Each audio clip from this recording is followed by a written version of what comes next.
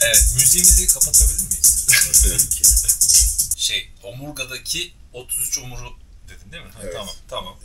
6. çakraya denk geliyor. Omurga çıkıyor. Şurada soğancık mıydı tam onları bilmiyorum da. İşte Omurilik kundalini soğanı dediğimiz aynen o enerji 1. çakrada oturuyor normalde. Bu 1. çakrada oturan kundalini enerjisi kadim Mısır'da buna bel kemiğinde saklı öz deniyor. Hermes'te Kadüs'e sembolizması var. O tıp armasına yansımış bugün.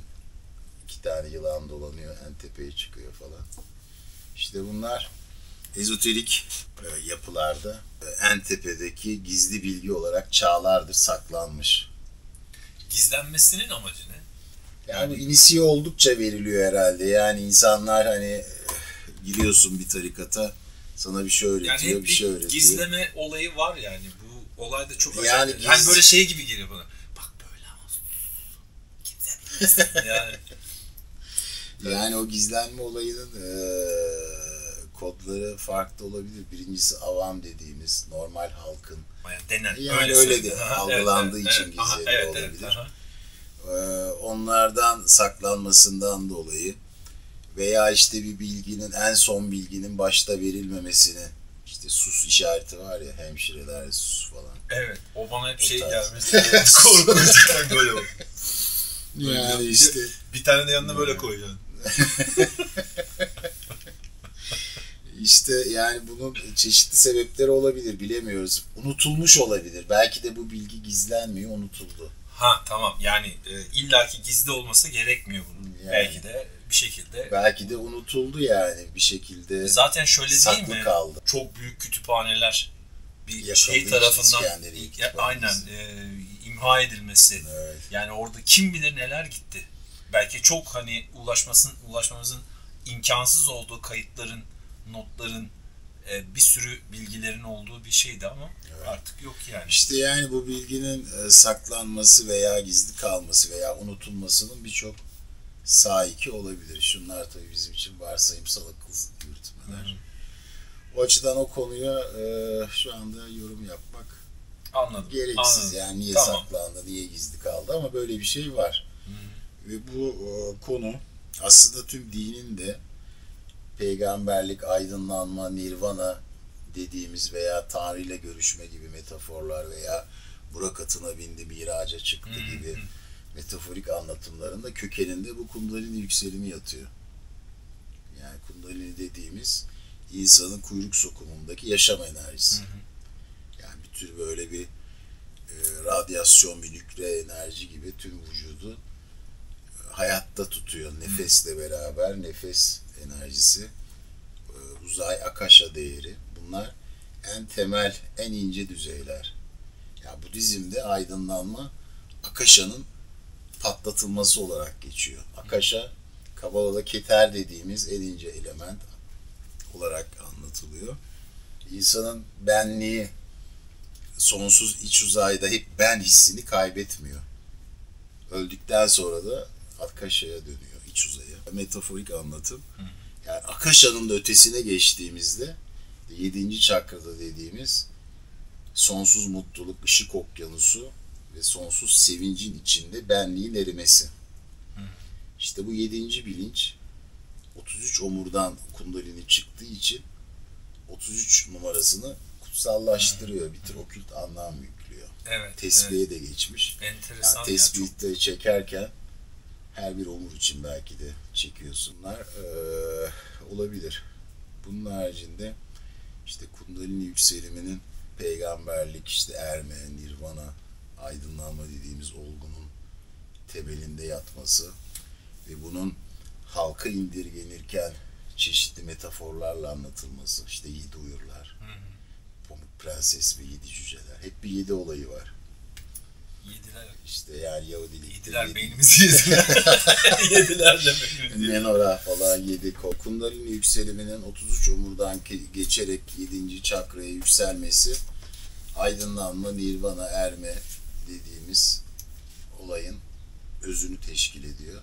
İşte bu deneyimin de topluma aktarılmasıyla ve bunu diğer insanların da yaşayabilmesi için çeşitli manevi disiplin ve arınma temrinlerinin sunulmasıyla da din dediğimiz olgu ortaya çıkıyor. Evet. Ve bu çağlar boyunca bu değişmeyen yükselim Bu bir hiçbir sürü dine zümreye de yani. özgü bir şey değil. Zaten Değil, insanlığın kişinin temelinde olan, arınmasıyla, insanoğlunun temelinde olan bir şey. Bir Aynen. inanmaya yönelik bir ihtiyaç, bir gereksinim. Yani deneyim Oradan aslında, inanma da değil. Yani Aha. bir şekilde o deneyimi yaşayan kişilerin bunu sizler de yapabilirsiniz demesi için diğerlerine tebliğ ettiği bilgilere ruhsal disiplin, din, diyana, meditasyon aslında bunun temeli de meditasyon ve arınmaya dayanıyor. Yani tabii birçok hitabı var işte yoganın 8 basamağı gibi. O temelden yola çıkarak toplumlarda dönüşerek işte çeşitli isimler alarak Burak atına binme, Nirvana'ya ulaşma, işte Tanrı ile görüşme gibi çeşitli anlatımlara bürünerek çağımıza kadar gelmiş. Tabii bunu günümüzde yaşayan insanlar az olduğu için unutuluyor bu bilgi veya üstü kapanıyor. Veya demin bahsettiğimiz gibi çeşitli sebeplerden gizli tutuluyor. Ve bir şekilde bilginin üstünün kapanması, özünden sapması dediğimiz olaylar ortaya çıkıyor. Hayırlısı be. Aynen hayırlısı. Yani tümden gelim o sonsuzluktan, sonsuz ışık okyanusundan gelip bedene 5 elemente girmek ve tekrar oraya doğru çıkmak. Yani aşağı inmek, tümden gelim tüme varım süreçler. Evet. Ve tekrar onu hatırlamaya da işte o aydınlanma dediğimiz olaya da sonsuz bir şimdiki zamanın, yani şu anın bir sonsuzluğunu düşün. O bilince ulaştığında şu anın içinde var o aslında. Yani bir gelecekte bir cennet hayalinde veya bir bak cennet dediğin zaman aklıma bir şey ötesinde geldi. bir şey değil. Sözünü Şu anda bitirdikten ve sonra bir şimdi soru var. soracağım. Aynen. Evet. Şöyle bir şey var. Mesela cennet kavramını ele alacak olursak, bu da biliyorsun ki ödül ceza sistemine dayandırılmış, yeri gelmiş işte Spinoza'nın tanımlarında da işte çok farklı bir tasvir Boyutlar ediliyor. diyelim. Evet, yani. boyutlar diyelim. O inançlara göre de değişen bir şey. Evet. Genelde ödül ceza sistemleri olan inanç biçimlerinde cennet algısından bahsediyorum. Oradaki metaforik tanım da çok şeydir, yani enteresandır. Mesela Arap kökenli dine baktığımızda oradaki cennet tasviri hep orada olmayanlarla ilgili. Evet. İşte altlarından ırmaklar akan şeyler, hani böyle yerler işte falan insanların filan. algısına indirgenerek onlara bir tür havuç sunmak gibi. Evet, şimdi yani benim şimdi ben düşünsem mesela, yani o dinin mensubu olsam, başka bir coğrafyada yaşasam, ya beni cezbetmeyebilir. Ben şimdi Danimarkalı bir Müslümansam yani ya da ne bileyim Norveçli bir şeysem, benim için altlarından ırmaklar akan cennet çok bir şey değil. Zaten yani. onu Yunus Emre demiş, cennet yani. dedikleri birkaç köşkte birkaç şuri, isteyene ver onları, bana seni gerek seni diyor. Evet. Yani Yunus Emre de bunu çok 1000 sene önce düşünmüş. Evet, evet. Ya oradaki şekillere takılmıyor. Devam etmek istiyorum. Ödül ceza sistemli din örneklerinden hani bakıldığında bu özellikle hani insanın tercihine acaba kalmış bir opsiyonel bir yapısı yok mudur? Yani örnek veriyorum. Diyelim ki ben cennete gideceğim. Farz edelim. Sen, herkes cennete gitsin. Dilerim yani. Ama bunun bir şeyi yok mudur acaba sence? Yani bunun bir opsiyonel biçimi yok mudur? Biraz ben aslında bunun şeyini biliyorum. Hani kendimce biliyorum derken, kendimce ben bunun bir cevabını verebiliyorum. Ancak bir anlatıcı olarak senin buna eklemek istediğin bir yorum olur mu? Mesela yorum yapmadan geçebiliriz. Çünkü başka sormak istediğim şeyler de var. İşte boyutlar diyoruz buna. İlk terminolojide lokalar deniyor. Hı-hı. Yani o 7. bilinç, işte o sonsuz mutluluk, ışık okyanusu, Brahman'ın yani ilahi varlığın tezahür etmemiş veya Shiva bilinci dediğimiz o hale ulaşmadan önce uğranılan çeşitli mutluluk düzeyleri var. İşte buna lokalar deniyor, boyutlar. Yani sen dünyayı aştığın zaman, buradan alacağın, vereceğin bittiği zaman daha üst boyutlara gidiyorsun. Veya tamamen aydınlanırsan Akasha'yı da aşarak evrenin ötesine geçiyorsun. Evet, öyle ya, olan çok ruhlar etkileyici gerçekten. bir su damlası gibi. Orada zaten tabii, şekillerden, ışırlar. şemalardan münezzeh bir duruma kıvama dönüşüyordur herhalde. Çünkü orada saf enerjiye dönüşmek gibi bir Aynen, şeyden saf bahsediyorsun. enerji. Kaynağa Yani dönüyorsun, yuvaya aynen buna dönüyorsun. şekil şemal biçmeye çalışmak zaten çok akıllıca gelmiyor bana. İnanana saygı duyarım yani. Öyle inananlara bir şey demiyorum. Bu benim kendi fikrim olduğu için. Yani Böyle Güşrani de söylemek onu istedim. çok güzel anlatmış. İşte kim bilir diyor, kaç kere cennete alaya gittim, kaç kere cehenneme sürüldüm, kim bilir diyor. Vay. Yani Evet, ruhun o evet. sonsuz yolculuğu, reenkarnasyon halkası, yukarıya çıkış, aşağıya iniş. Bu Jainizm'de de var. Yani ruhun yolculuğu o boyutlarda. Ama hepsini aşmak en son düzey. İşte Nirvana düzeyine ulaştığında artık ne cennete gidiyorsun, ne cehenneme hadise iniyorsun. Evet. Ötesine geçiyorsun yani. Artık senin için tezahür alemi, yani Saguna Brahman dediğimiz veya tasavvufta Allah'ın sıfatları veya işte cennet, cehennem gibi o alanların ötesinde Allah'ın zatı dediğimiz Nirguna Brahman. Nirguna, gunasız demek. Yani herhangi bir şekilde elemente bürünmemiş hali, en saf haline dönmek. İşte en saf hale dönmek de bir kristalle, yuvarlak bir kristalle temsil ediliyor. Yani saf bilinç. Pure Muazzam. consciousness. Evet. Bu da arzu çarkını aşmakla oluyor. Evet. Şimdi bu şimdilik böyle bir tanımda kalsın. Bunun dışında mesela evrenin hafızası konusunu da işlemiştik. Akasha işte o en Aha. ince düzeyde her şey bir görüngü olarak kayıtlı. Evet ama Yani- kayıtlara ulaşamıyoruz. Ya kayıtlara şöyle ulaşabiliyorsun. Yoğun meditasyonlar Mesela şu an yaparsan- kayıtlara ulaşabiliyoruz. Şu an, yani orada kaydoluyor ama orada kaydoluyor ama kayboluyor. Bak şimdi burada kaydoluyor. Evet, kayıtla. Orada kaydoluyor şu an.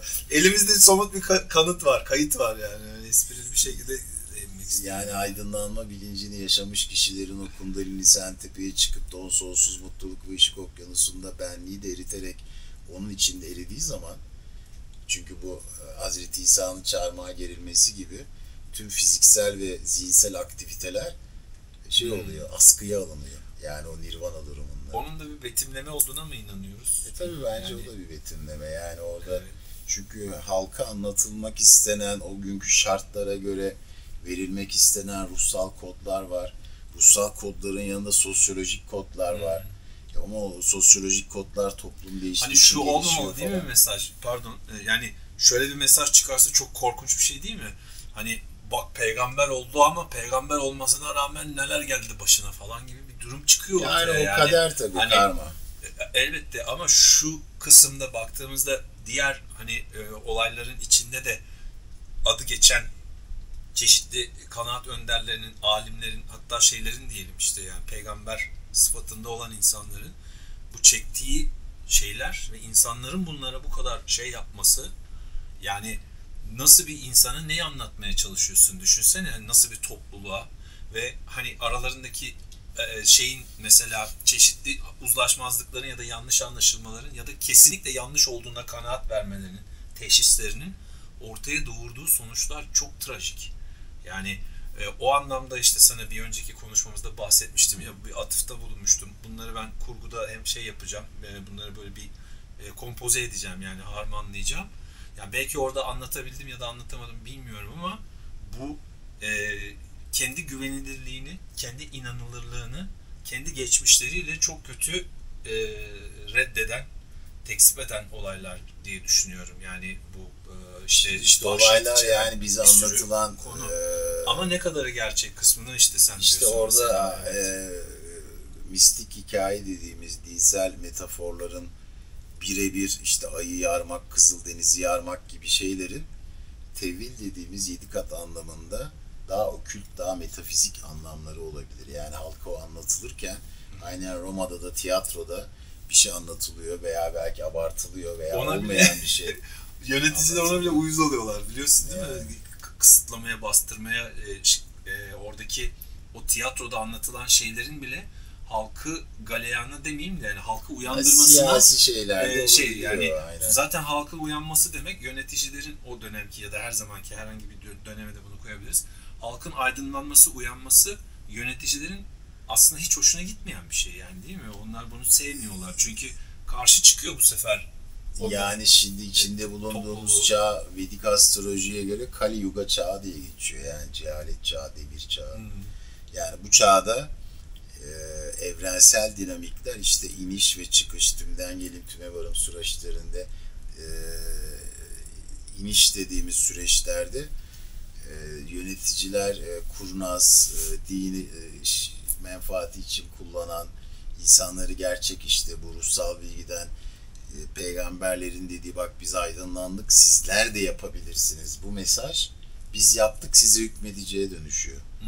Yani orada sizler de yapabilirsiniz deyip insanlara motivasyon sağlaması gereken ruhsallık bir şekilde bu özel amacından saptırılıyor ve peygamberlerin vermek istediği metafizik mesajın üzeri örtülüyor veya yanlış yöne saptırılıyor ya da falan. menfaat karşılığında farklı şeyler. O da tabii iktidar imtiyazlarından faydalanmak için yani bir şekilde hükmetmek işte makam mevki işte onun imtiyazından faydalanmak. Yani, doğru o zaman tek bir biçimde olamaz. Yani işte olayın temeli bu yani. Kundalini yükselimini yaşayıp 7. çakraya yükselip onun içinde eriyorsun ve evreni aşıyorsun. Temel konsept bu. O kısımda okey. Yani bunu halka nasıl lanse ediyorsun? Dinler ortaya çıkıyor. Bunu lanse ederken ruhsal disiplinler şunu yap bunu yapma işte itikatlar falan filan. Yani bunların değişikliği mezhepleri ortaya, ekolleri ortaya çıkartıyor. Tamamen görüş açısının farklılığı. Yani şimdi fıtrat, ya bir peygamber belki Boğa burcu daha mutluluk, haz, dünyevi hazlardan yana. Ama diğeri Hava burcu, düşünce bakış açısında. Gören var. Yani burada hep Rishi, Devata ve Chandas üçleme olarak, üçgen olarak. İyilik de çeşitli olduğu gibi doğru da çeşitli ya da yanlış da çeşitli. Yani çeşit. Yani işte iyiliğin böyle direkt bir tanımı yok. İnsana yardım etmek şimdi birisine bir iyidir. Bu bir tanım sayılır. Ama o adama yaptığın yardım belki ona başka bir yerden zarar verebiliyor. Bilemiyorsun ki yukarıdan, bakış açısından, kuş bakışı, Tanrı'nın gözünden, en tepeden, Ra'nın gözü gibi olayları göremiyoruz ki biz içine girdiğimizde kısıtlanıyoruz. Kendi kişiselliğimiz ve zihinsel sınırlarımız bazında bakıyoruz. Yani kendi mayamız, kendi illüzyonumuzun bakış açısıyla en tepede maya ötesinde her şeyi kuş bakışı gören bir kartal bakışı aynı değil. Yani o yüzden bazı şeylere direkt yorum yapmak yanıltıcı olabiliyor yani. Tabii ki kesinlikle. Göreceli olduğu için. Dediğim gibi yani bu dinlere sebep olan bu deneyimin yani şimdi ilk peygamberi kimdi? Yani demek ki istikalbel vuku, insanın kendi arınması, kendi saflığı, gerçeği arayışı. Çünkü bu en son düzeyden biz girdik aydınlanmadan ama o aydınlanmaya gideni bir de tersten alırsan o en sona gidene kadar en altta da bir sürü basamak var işte o tarikatlardaki derecelendirme dediğimiz olaylar da oradan doğuyor. İşte seyri sülükler bilmem neler işte yok Kudüs şövalyesi oldun, yok şu oldun, bu oldun falan filan. Yani işte bunların hepsi en sona gidebilmek için aslında. İşte 33 ömür, Hazreti İsa'nın 33 yaşında çarmıha gerilmesi gibi okült kodlamalar falan. Şimdi biz tersten giriş yaptık. En tepeden aşağı indik. Ama en aşağıdan tepeye gidersek insanın Seeker of Truth dediğimiz gerçeği arayanın doğuşu, gerçek dindarlık oradan Seeker doğuyor. of Truth, gerçeği aramak. Yani bu da nereden ortaya çıkıyor? Yani hep aynı sıkıcı tekrarların içerisinde yer alıp işte yiyorsun, içiyorsun, sevişiyorsun, bir şey sahibi oluyorsun. Makam, mevki, para işte ve bakıyorsun yaşlanıyorsun, ölüm var. Ölüm burada insana bir sorgulatma yaratıyor. Ya bu kadar çabalıyorum ama bırakıp gideceğim. O zaman hayatın bir anlamı ne? Sadece sahip olmak ve yiyip içip sevişmek mi gibisinden. Orada işte Seeker of Truth dediğimiz sıkıcı tekrarlardan sıkılıp hayatın o ölümle noktalanmasından bir soru işareti çıkıyor. Yani anlam arayışı dediğimiz veya gerçek nedir? Buna arayanın doğuşu deniyor. İşte arayanın doğuşu aslında bir insanın gerçekten ruhaniyetinin kıvılcılandığı bir yer. Keşfetmeye teşvik ediyor. Aynen. Yani o maya dediğimiz mayada ne? Bir şekilde o ilahi varlığın 5 elementi Shakti ile tezahür ettirip göreceli alanı, evreni. Onun içerisinde benliklerin o 5 elemente girip kendi istekleriyle bir şeyleri vizyonatif, işte istiyorsun, çabalıyorsun, elde ediyorsun, istiyorsun, çabalıyorsun. Hep bir döngü var. Buna samsara çarkı deniyor. Samsara duyuyorum, ediyorum ama samsaranın açıkçası ne olduğu konusunda çok bir İşte doğum ölüm döngüsü, fikrim arzu yoktu çarkı. yani, bilgim yoktu. Evet. Aynen. Vay be. Yani o arzu çarkı hep ne oluyor? Akasha'da film bitiyor. Yine boşluğa düşüyorsun. Orada Tanrı'nın Divine Light'ındaki bu ışığı, sonsuz ışık, ama senin ışığın daha ona ulaşamamış bir halkadasın. İşte boyutlara göre neresiyse. O yüzden tekrar dünyaya geldin veya cennette yaşadın veya cehenneme sürüldün, neyse. İşte o deneyimin, geldiğin ışığının parlaklık düzeyi. Ona göre tekrar arzu çarkı ve en sonunda Yunus Emre'nin dediği noktaya ulaşmak, işte Seeker of Truth dediğimiz gerçeği arayanın doğuşu. Cenneti cehennemi isteyene ver, bana seni gerek seni. Bu bir arayanın doğuşu aslında noktası. O kozmik boyuttaki tarif ettiğin bir erime hadisesini çok daha farklı bir açıdan ama çok yakın bir şeyi tasvir etmiş, yani onu istemiş aslında. Yani tabii bana sadece göre seni gerek. Ben seni bilmek istiyorum. Yani Einstein de diyor ya, ben diyor Tanrı'nın ne düşündüğünü. Yaratma bilimini merak ediyorum. Aynen, yani tekniğini onun merak ediyorum. Şey, evet. Onun gibi yani bak Yunus Emre ile Einstein'ın bile o noktada bir paralelliği oluyor. Evet. Yani. Birçok insan aynı kültürden gelmiyor olabilir. Bambaşka yerlerden, bambaşka yerlere gelmiş olabilir. Ama bu belli bir noktada bağdaşmayacakları anlamına gelmiyor. Tabii. Bir fikrin çok benzeri, çok yakını, hatta belki de tamamıyla onu kastediyor olabilir herhalde. Onu görüyoruz yani. Aynen. Yani arayanın doğuşu diyoruz buna. Yani bir şekilde Yunus'un tabii dizeleri böyle en kısa şeyde minimalist ama özlü. İşte mal da yalan, mülk de yalan, gel biraz da sen oyalan, mal sahibi, mülk sahibi, hanımın ilk sahibi demiş ve tüm belki de külliyatı özetlemiş arayanın doğuşunda. Çok acayip. Yani bayağı boyutlu bir laf, katmanlı bir laf yani. Bir hatırlatmada bulunalım izleyecek olan kişilere. Biz burada bu programı çekerken sohbet ederek sohbeti kayda alıyoruz. Biz burada özel hazırlıklı, tamam donanımlı bir stüdyomuz var vesaire, fakat bu o amaçla yapılmış bir şey değil. Değerli bir dostumdur Serdar Murat. Ben de hani böyle bir konuda kendisine bir teklifte bulundum. Dedim ki ya bunları sohbet ediyoruz. Ama dedim sohbet uçuyor gidiyor. Hani elimizde bir şey yok. Bari bunlar kayda geçsin. Hem sohbetimize devam edelim hem de yani izleme şansımız olsun ve izleyecek olan insanlara da en azından böyle güzel bir katkımız olsun diye düşünerek bu çekimlere başladık. Bunun aslında adı sadece bir kayıt değil mi? Biz bunu kayda geçirmek mesele ama stüdyo ortamı daha uygun olduğu için arada kapıyı açıyoruz, kedi giriyor. İşte orada burası bir ev ve stüdyo olduğu için aynı zamanda işte değişik sesler geliyor falan. Bunların çok normal olduğunu düşünüyorum ben. Yani bunlar böyle samimiyet, bir şey değil. yani her şeyin noktası samimiyet ve biraz dediğimiz içtenlik. Yani bu iki unsur olmadan dün işlediğimiz o kişilik maskeleri, bir trip yaratma, bir kişilik maskesi koyma. Bunlar yapay şeyler. Yani sen içten olacaksın, iyi niyetli olacaksın ve ihlaslı bir kalple yolda olacaksın. Yani gerisi zaten, eğer samimiysen, sende arayan doğduysa karşına bir şekilde çıkıyor. İşte bu illüzyon dünyasını parçalayabilmeye aydınlanma diyoruz. Bu da yine zihnin aracılığıyla disiplin, arınma, işte meditasyon, ibadet neyse yine kendi zihnini aşarak oluyor. Dışarıda bir şey aydınlanma olmuyor. Sen dışarıyı sonsuz bir zamanın mutluluğuna ulaşarak şu burada ve şimdi de parçalayıp aşıyorsun. Mayayı parçalıyorsun yani. Sen onu içten yaşadığın zaman o senin oluyor. Ölüm bile elinden alamıyor. Ama sen dış dünyada istediğin imajı yarat. Triplere gir, aydınlanmış adam şuydu buydu işte falan filan. O senin değil ki, sen bir zihinsel bir vizyon yarattın. Ama sen zihnin ötesine geçtiysen, o 7. çakrayı deneyimlediysen. Eğer oraya geçemediysen bir projeksiyondan farksız oluyor tabii aslında. Yani o yine bir zihinsel bir maya, kurgu oluyor. Yine bir kendi bir samsara çarkın oluyor. Kendi üzerine bir fanus bir şey giydiriyorsun. Onun içine giriyorsun ve yine onu yaşıyorsun. Yine zaman bitiyor. Ne oluyor? Yine zihnini aşamadın. Yani tüm olay kendi zihnin aracılığıyla yine kendi zihnini aşmak. Tabii kalp de yardımcı. Kalp de saflaşıp Bana seni gerek seni Kalbin hissetmesi lazım. hissedebildiğine, düşünebildiğine inanıyor musun? Yani kalp tabii 4. çakra. Yani kalpte de bence bir zeka var. Çünkü insanın ruhu kalpte oturuyor. Enerjisi, kundalini enerjisi 1. çakrada oturuyor ama ruh kalpte oturuyor. Evet. Zaten o kundalini yükselirken 4'e yükselip de oradan üst boyutlara çıktığı anda işte Liberation Gate dediğimiz yani moksha kapıları, üst boyutlar açılıyor. 4'ten 5'e çıktı, 5'te kozmik benlik, 6'ya çıktı. İşte artık tüm evrensel bilinç gibi ama hala bir ben var. 7'yi bilmiyor çünkü.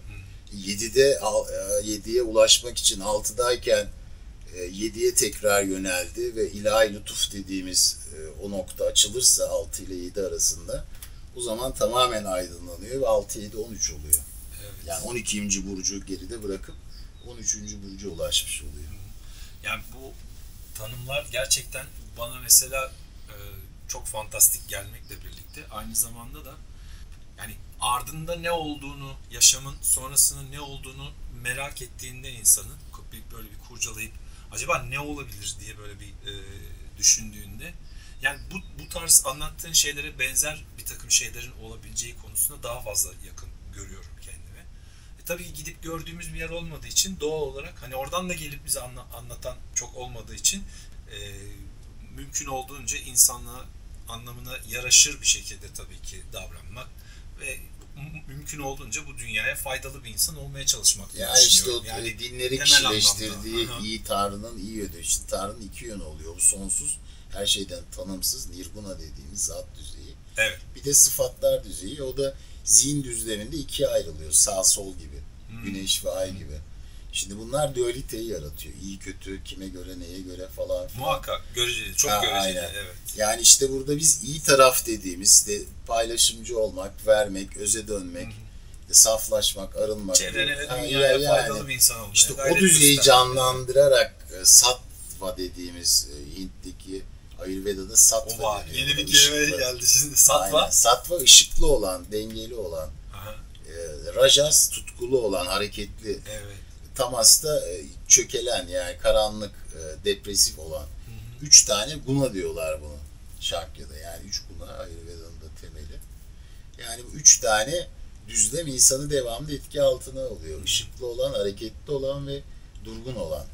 Üçü arasında gidip geliyorsun. İnsan da doğarken astrolojik olarak 3 nitelikten birisi baskın oluyor onda. İşte öyle kısaca böyle bir tür kozmik serüven yani. Amaç da işte tekrar yuvaya dönmek, yuvayı özlemek. Ben mesela yine kendi adıma tabii ki söyleyebilirim. Başkasının adına nasıl bir şey söyleyeyim imkansız ama ölümden mesela korkan bir insan değilim. Yani ölümü arzulayan bir insan değilim. İşte senin kılıfından hani sen kimsin dediğimde ne diyordun? Benim Uğur'um. Ben Uğur diyorsun ama önce ben diyorsun. İşte o ben ölümsüz, Uğur ölümlü. Doğru. Öyle düşün yani. Evet. Ben sonsuz benliğin bir parçası. Şey gibi yani beden bir çeşit bu dünyada yaşayabilmemiz için tasarlanmış bir avatar yani. Yılanın kabuğu gibi derisini biz onun değiştiriyor. Sürdürücüsüyüz ama yani. Evet. Hem bunun tabii ki yardımcı organların desteği, bütün hepsi tabii ki yani uzuvlar ve organlar diyelim. Ama onun içinde de biz aslında başka bir şey izliyorsun değil mi? O enerji dediğimiz. Benlik dediğimiz onu Advaita'da yani Jiva, Atman, Brahman. Hani asla kaybolmayacak olanı bahsediyoruz. Tükenmeyecek, kaybolmayacak. Yani o benlik dediğimiz olay sonsuz benlik işte ruhundan üflendiği için ölmüyor. Evet. Ama girdiği kabuklar yani 5 elemente bulaşmasıyla ortaya çıkardığı kendi samsara çarkındaki kendi yarattığı zihinsel projeksiyonlarıyla içine girdiği fanuslar değişebiliyor. Yani tiyatro sahnesi gibi düşün. Kulis belki de berzah alemi gibi yani. Diyorsun ben şöyle yapacağım. Kendim için, ailem için, şuyum için. Şunu yapmam lazım. Kendine bir görev atıyorsun o benliğinle. Ve bir şekilde bunu orada bir yazan var, bunu bir yöneten yine var, böyle bir şey senin var. Senin benliğin aslında. Yani aslında senin arzu çarkın. Hayatın akışına çok benzeştirilen hani şeyler de vardır ya, mesela bilgisayarın çalışma prensipleri, işletim sistemi gibi. Hani bu aslında vücudun ya da işte dünyanın çalışma sistemine de biraz kendini benzetiyor hani bileşenleri olarak hani baktığımızda. Yani hepsini hani insan üretiyor olabilir fakat bunların temelindeki o temel bilginin birbiriyle benzeşiyor olması çok çarpıcı bir şey. Zaten yani. Ona sanatana dharma deniyor. Yani bu evren cycle'ında tabii bunun bir öncesi ne zaman başladı, yaratılış nedir? Bunların hepsi teori. Big Bang var mı yok mu falan filan. Evet. Dinler diyor ki 6 günde. Başlangıç değil deniyor. Belki de onun da öncesi var yani. Evet, biz belki de birçok kıyametin ardılıyız. Bundan önce belki birçok yaratılış Big Bang oldu. Tabii. Varsa öyle bir şey. Veya dinler 6 günde yaratıldı diyor. O da bir teori. Yani biz bunu bilemiyoruz aslında. Sonsuz bir zaman skalasında ve kaynak da sonsuz mutluluk ve ışık okyanusu olduğu için o belki de hep vardı. Onun yansıması ne zaman yansıdı? 6 günde dediği şeyi zaten Kur'an başka bir ayette de şöyle de söylüyor. Yani bizim katımızda zaman görecelidir bambaşka diyor. Bir şey. Yani sizin için diyor çok uzun bir zaman, bırakmış. Bizim için katımızda bir andan ibaret kadar kısa olabilir şeklinde böyle buna benzer bir şey veriyor. Yani burada yine insanın tabii ki yani uzay zaman diye zaten baktığımızda çok farklı bir şey var. Zamanın olmadığı, değil mi? Yani işte evet, o zamansızlığı. Zaman burada işe yarayan bir işte. Zamansızlığı hatırlayabilmek için de sonsuzluk kavramı kullanılıyor. Yani sonsuzluğun içerisinde uyanmak, burada ve şimdi de aydınlanma, nirvana.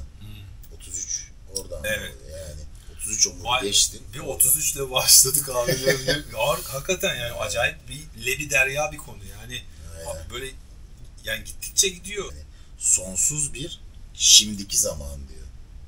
Wow. Yani sonsuz bir şimdiki zamanın ışığı ve mutluluğunda uyandığın anda aydınlanıyorsun. Ne oldu? Beden askıda, zihni açtın. Tamamen bir ötesi bir durum. Milky Way. Aynen. Yani artık ne evren var, ne dünya var, ne cennet var, ne cehennem var. Sonsuz bir şimdiki zamanın içinde ama bu. Şu anda ve burada ve şimdi de. Ve buna düzey kopması deniyor. Düzeyden kopup da orada uyandığın anda, o Message filmi vardı Judy Foster'ın hani. Tabii. İşte oradaki çok onu anlatmaya çalışmış, ona benziyor. Yani tüm evreni geride bırakıp filme çok çalışılmış olduğu, mesajının çok yüksek olduğu o kadar belli ki zaten yani o filmdeki şey. Hani sen hiçbir şeye inanmıyor olursan o hiç fark etmez. Ama o filmi izlediğinde bir şeylerin olabileceğine karşı şeyi gelişir insanın. Aynen. Soru sordurmaya başlar. Yani gerçekten zaten şüphe, bilim de şüpheyle başlıyor. Muhakkak sen sonsuz bir şimdiki zamana bağlandın. Çünkü orada yani ne soru var ne zihin var. Evet. Yani öyle bir geldi aklıma, sen devam et lütfen. Öyle bir sonsuz mutluluk ve ışık okyanusunun içi bizim geldiğimiz yuva olduğu için yani oranın indirgenmesi, tümden gelip tekrar o tüme varmaya çalışma işte ruhsal serüven. Aslında biz oradan geldiğimiz için bu bizde kodlu. Yani biz orayı hatırlıyoruz sadece. Din, ruhaniyet, öze dönme ve arınma, hatırlama süreci. Her şeyin de zaten kodlardan ibaret olduğunu düşündüğümüzde hani baktığımızda bana döndürüleceksiniz diyor. Onun da kodlu olması çok makul geliyor zaten. Aklıma gelen şey de şuydu. Hani bilim nasıl hani sürekli kendini yalanlayarak demeyelim de hep böyle ilerleyerek yani ama bir öncesini de belki de hani daha doğrusunu bularak ama ilerleyen bir şey olduğu bilim. için. Şimdi kara bilim de var. Onu kötü amaçla kullanmak. Senin tüm orayı aşman gerekiyor. O zaman parçacık hızlandırmaydı, şuydu buydu, bunların hepsi daha alt kaba düzeylerdeki işler. Yani sen bu Cern'in ulaşmak istediği yere ancak kendi fizyolojinde nirvana'ya ulaşabilirsin. O zaman olayı çözebiliyorsun veya bir kısmını anlayabiliyorsun. Çünkü nirvana deneyiminde oraya ulaştın, benlik de çözüldü, sonsuz mutluluğun içinde eridin. Geriye baktığın hayatını flashbackler gibi görüyorsun. Ve tekrar dönüp dönmeyeceğin belli değil. Çünkü erimişsin. Beden askıda kalmış. Tekrar 7. çakradan içeri girmen lazım. İçeri girip girmeyeceğin de bilinemez olarak kabul ediliyor. Çünkü öyle bir muazzamlığın, öyle bir sevinç ve mutluluğun ışık okyanusunun içinden tekrar bu görüngeler alemine dönüp dönmeyeceğin belli gibi değil. Kanun demeyelim ama teori belki de ne demek lazım? Hipotez mi demek lazım? Deneyim yani. Aslında bu deneyim bir gerçeklik bazında denebilir. Çünkü bunu yaşayan ruhsal kişilerin, işte o düzeye ulaşmış kişilerin varlığı ve döndükten sonra da hissettikleri sonsuz mutluluk, sevinç ve doyum o deneyimin kanıtı kabul. Bu yaşadığını anlatan kişiler bunları aktardığında bu kadar net bir şekilde belki de yaşamamış olsa bu kadar net aktaramaz, detaylı işte aktaramaz yaşaması şeklinde bu bir şey deneyimin var yani. kanıtı.